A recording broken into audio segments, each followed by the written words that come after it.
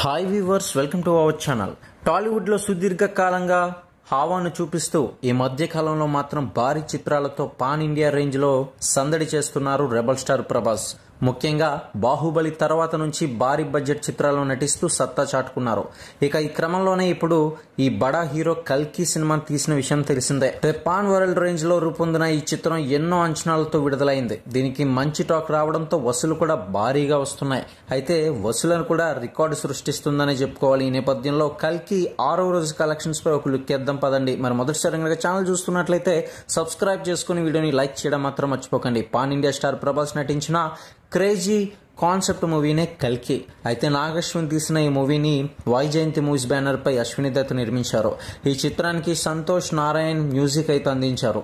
ఈ భారీ బడ్జెట్ చిత్రంలో దీపికా పడుకుని హీరోయిన్ గా నటిస్తుంది. అయితే అమితాబ్ బచ్చన్ అలాగే కమల్ హాసన్ కూడా కీలక పాత్రలో పోషించారు.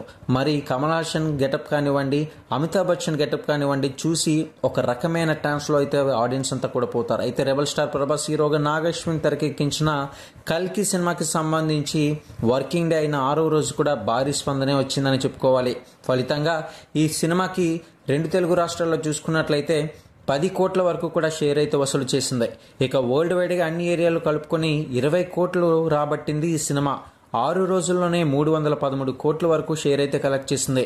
మరో పక్క ఎస్టిమేషన్ పరంగా చూసుకున్నట్లయితే 500 అలాగే 400 కూడా దాటేసింది అంటూ కొంతమంది కామెంట్ రూపంలో తెలియజేస్తున్నారు.